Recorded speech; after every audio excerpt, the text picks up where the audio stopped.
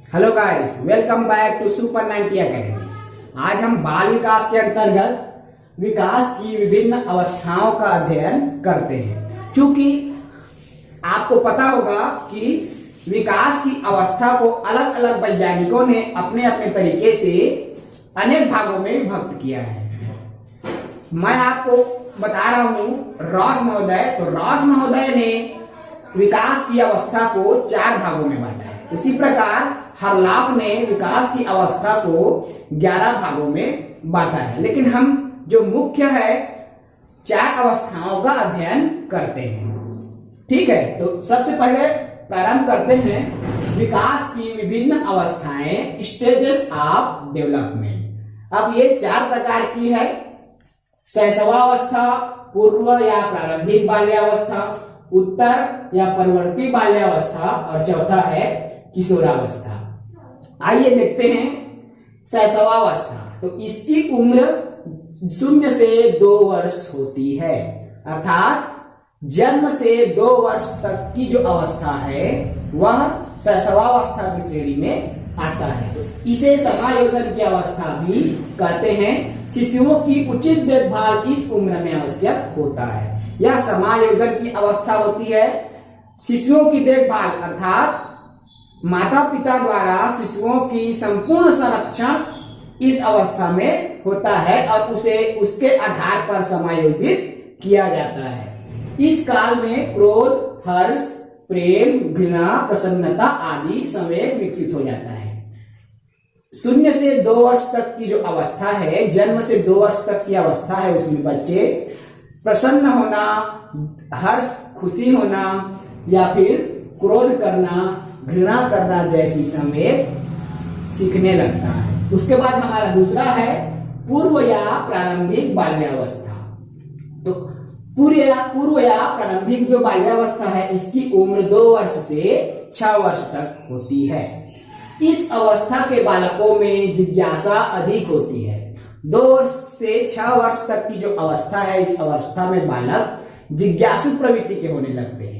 जब वह किसी भी चीज को देखता है तो उसके बारे में जानने की कोशिश करता है। जैसे कोई भी बालक टपकते हुए नलके के पानी को देखता है तो वो सोचने लगता है कि ये कैसे हो रहा है। कभी कभी प्रायः देखते हैं कि जब हम नदी या तालाबों में पत्थर को मारते हैं तो पत्थर जो है ऊपर में फुदकने लगता है, तो बालक भी उसके बारे में सोचने लगता है। इस प्रकार इस अवस्था में जिज्ञासा की प्रबलता होती है।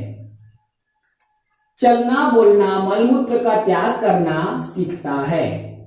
चलना, फिरना, मलमूत्र का त्याग करना जैसी क्रियाएं हैं, दैनिक जो क्रियाएं हैं, इस अवस्था में बालक करना सीखता है। सही गलत की पहचान, क्या चीज सही है क्या चीज गलत है, इसकी पहचान भी इस अवस्था में पूर्व या प्रारंभिक बाल्यावस्था में बालक सीखने लगता है। उसके बाद हमारा तीसरा आता है उत्तर या परवर्ती बाल्यावस्था।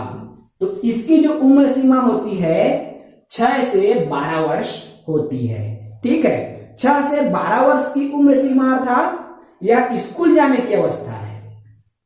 विद्यालय इस उम्र में प्राथमिक कक्षाओं में दाखिला लेता है और विद्यालय जाता है। क्योंकि जब कोई भी बालक विद्यालय जाता है तो निश्चित ही विद्यालय में उसके अनेकों मित्र बन जाते हैं। इस कारण से यह अवस्था सामाजिक विकास की अवस्था भी है। इसमें सामाजिक गुणों का विकास भी प्रारंभ होने लगता है। ठीक है, नैतिक व विवेक का ज्ञान होता है। नैतिकता अर्थात सही गलत क्या है, इसका विकास होने लगता है। वह विवेकपूर्ण तरीके से भी सोचने की क्षमता प्रारंभ करने लगता है। उसके बाद हमारा चौथा आता है, एक और है इसमें, द्रव्यमान, संख्या व क्षेत्र का विकास। किसमें होता है? उत्तर या परवर्ती बाल्यावस्था में। उत्तर या परवर्ती बाल्यावस्था में जब विद्यालय में बच्चा प्रवेश करता है तो उन्हें द्रव्यमान अर्थात किसी भी वस्तु की वजन का ज्ञान होने लगता है, संख्या का ज्ञान होने लगता है कि ये चिड़िया है तो इसमें इतनी चिड़िया उड़ रही है कि किसी भी पेड़ में बैठी हुई है। उसी प्रकार क्षेत्र का भी उनको ज्ञान होने लगता है। इस प्रकार द्रव्यमान संख्या व क्षेत्र का ज्ञान उत्तर या परवर्ती बाल्यावस्था में किसी भी बालक को होने लगता है। यह बहुत ही इंपॉर्टेंट है, द्रव्यमान संख्या व क्षेत्र। यह पिछली बार सीजी टेट की परीक्षा में पूछा गया था। उसके बाद हमारा चौथा आता है किशोरावस्था। तो किशोरावस्था की जो उम्र सीमा होती है 12 वर्ष से 18 वर्ष तक की होती है।